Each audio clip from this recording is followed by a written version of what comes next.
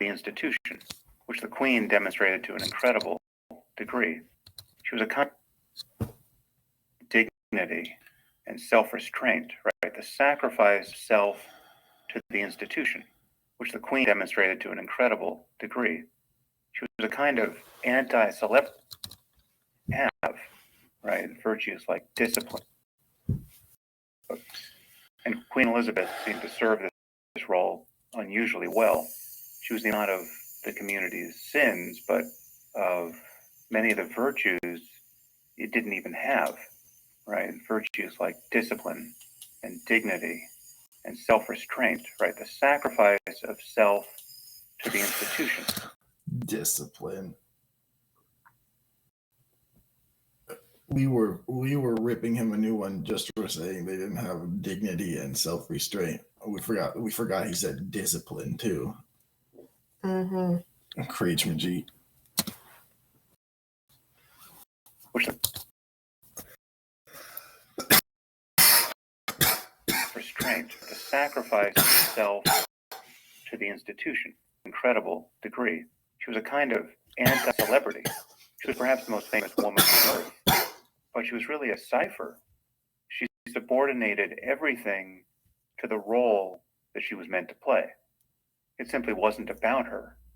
In place of her personality, she functioned as a kind of symbol of service to her country and of patriotism and of civility and continuity and stability. So venerating the crown, people were venerating all of these things.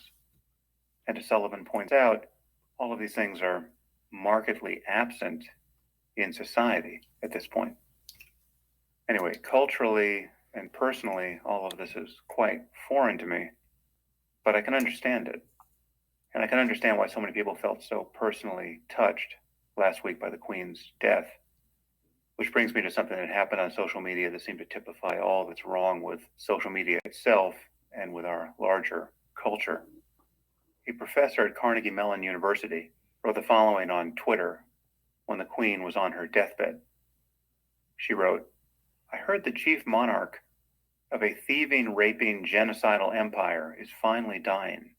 May her pain be excruciating."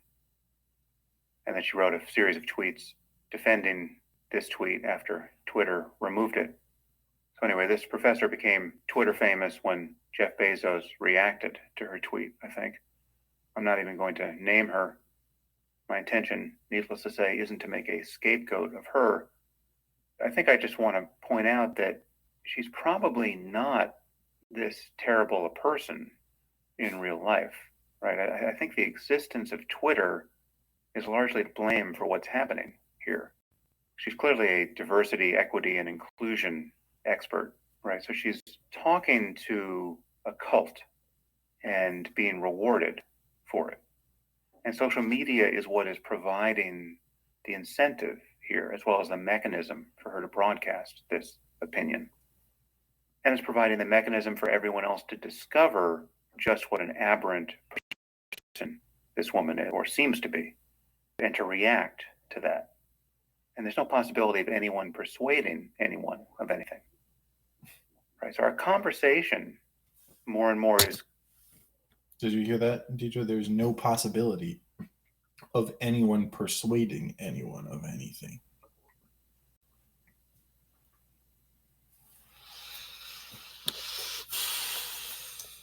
conforming to the epistemology of the mob.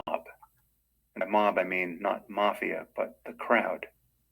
And the mob is unreasoning, more or less in principle. And it's unprincipled. It has no limiting principles. It has no mechanism by which to detect or even care about its errors. It's just pure advocacy and agitation. It's continually shrieking about the worst of its opponents, and is determined to see the worst in them. Now, I've experienced this both from the right and from the left, and it's not fun coming from either side, obviously, but what one sees, once one ceases to take it personally, is the dysfunction of it. How people aren't even making contact with the problems they're purporting to respond to, all the while growing increasingly certain that they are responding to some kind of moral emergency. And what's more, that they're making progress toward solving it. Anyway, I really think life is better than it seems online. And yet I'm increasingly worried that the distortions of reality one gets online is feeding back into the world and making people more cynical and more distrustful and more despairing of making progress. I think social media is making us less capable of living good lives together. Anyway, this is in part the subject of today's conversation. Today I'm speaking with Jonah Goldberg. Less capable. He always managed to find an incorrect way of saying some shit. Jonah is editor-in-chief and co-founder of The Dispatch and the host of the Remnant podcast.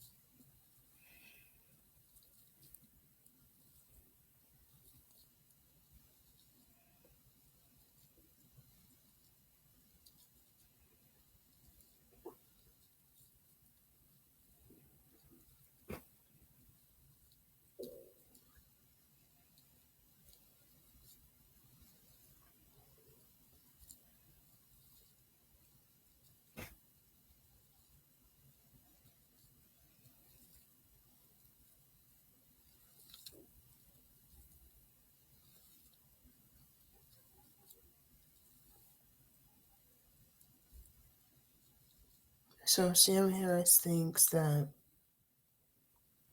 Hang on, let me hit the vape.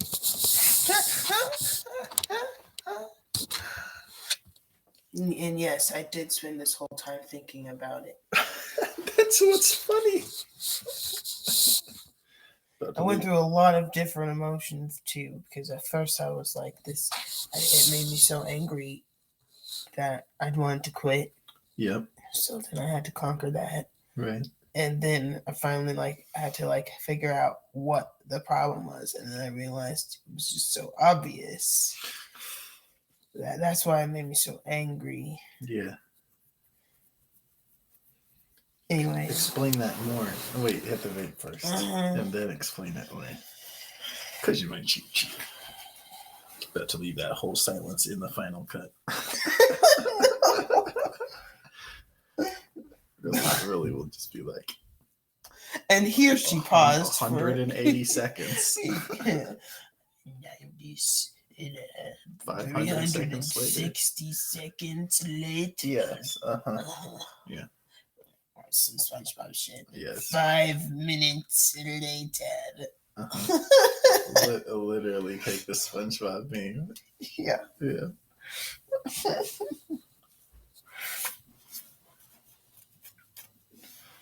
Can't wait.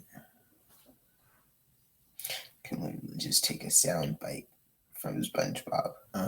Hopefully, I hope there's no copyright on that. I am using it for a completely new purpose, so people do that all the time, don't they? Yeah, that's fair use. Right? Yeah, it's fair use. It's the definition of fair use. Fair use. Something is fair use when you've made transformative changes to the art into an original piece of art.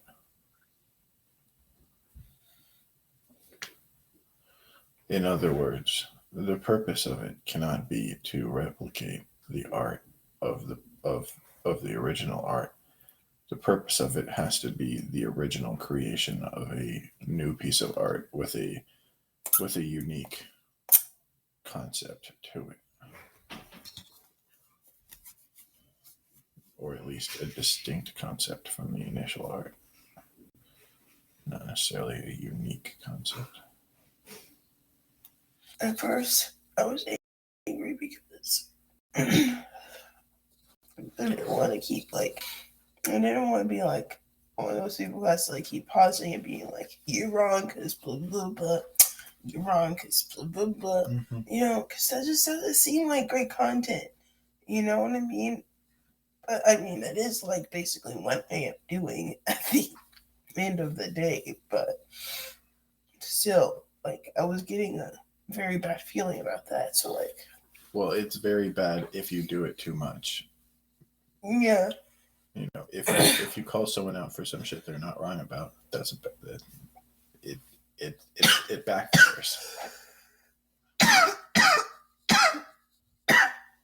Yeah. So, and I was having a very hard time pinpointing what he was saying that I really felt was the incorrect part, because there are a lot of things that he's saying that are true. Social media can be very, very detrimental and has been to society in a lot of ways, not necessarily overall. And not necessarily inherently. But it has been in a lot of ways. Right, yeah. And the whole dogpiling and mob mindset sensation and censorship and all of that just sucks, man. Right. And I totally understand where he's coming from when he's talking about how much that shit sucks. But when he goes into the whole and the reason why he thinks it's overall bad is because he thinks that no good faith communication happens, basically. And he thinks it reduces our capacity to have good faith communication. Okay, I hadn't thought about the second part yet, but so I had to think about that too. But I did think about the first part. Right. At least that he's wrong, that no good faith communication. That's just obvious, but I can't just say No, that's yeah, you obvious. have to have a real reason. Right. And the reason is because if you say that no good faith communication happens on social media, that's like saying that all human beings react to some things the same exact way, Right. which is that's just not true. Okay. Yeah. So like that I shouldn't have to be the one to educate anyone on this fact, but if I am, let me tell you, different people react differently. There's always going to be a spectrum of reactions to any one single event. Right. Yeah. Whether you're on social, no matter where you are, okay, or what it is. Exactly. Yeah. So, of course, there's going to be, since humans are very similar, there's going to be a lot of people who react very similarly to things. It's going to be hella clustering. But that applies for every single way that there is to react to a thing, too. Exactly. So there's going to be a lot of people who react angrily to something, just like there's going to be a lot of people who don't. Yeah. There might be a lot of people who react angrily to something that's more universally bad, but that's to be expected. Yeah.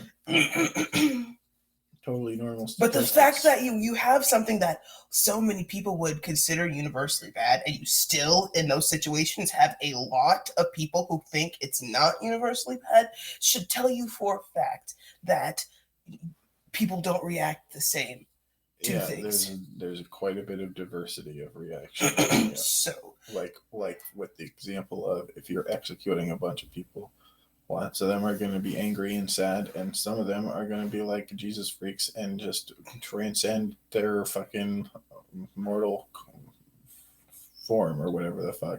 Like some people are going to just stand there and die calmly. You know what I mean? Yeah. Not very many, but a lot of people. Mm-hmm. Like the lady in Fahrenheit 451 who wanted to be burned in the house with her books. Yeah. Okay? Yeah. So what this ties back to is, lots of people react to shit on Twitter with like mob mentality and bullshit, but also lots of people right in the middle of all of that mob mentality want to have good faith conversations and do. Yeah, that's what he's overlooking. All the many multiplications of the capacity for the people that do have good faith. Yeah. To actually interact with both more bad faith interlocutors and more good faith interlocutors. It's really it's doing a discredit to all of the people who shouldn't he be having faith that eventually the good faith will win over the bad faith? What does he even think? Does he think all of his audience are like horrible people? Because doesn't he have some kind of audience on Twitter too? Does he think all of those people are? He has like Andrew Sullivan syndrome on crack, because he was the tip of the spear for some years against Islam, and then and that was really important. So he became very, very famous with people like me for that reason. And then he became like the most Trump derangement syndrome motherfucker that you could possibly imagine during the 2016 election. So even though he was against Muslims. Correct. Oh, well. Right. That's interesting. Yep. Okay, gonna have to analyze all of that later, I suppose. Uh-huh. Gonna need to see him explain himself on that. Oh. Yeah, well, we should rewatch the Sam Harris trigonometry episode. Yeah. But that means I'll just have to inception dive every time he says something. Yeah, because he has a bunch of content that he's already made in the past on that topic, like lots and lots of content. Yeah. So we will definitely have to do deep inception dives into all the Sam Harris Trump content. And like he's gonna say, I hate Trump because Trump said this about this, so I'm gonna have to figure out what all the things he were and what he actually said about them, and whether that was true or not. And what Deidre's political history lesson. Yeah, exactly. So it's okay. I don't care how long that takes. I'll enjoy every second of that. Yeah, the point is I have to like get it done without being a bitch about it. But anyway. Right. Oh, you're so cute and perfect. I love you. There you go. Come just get it done without being a bitch about it. It's impossible though, because she's a bitch. The struggle is really all. The struggle is real.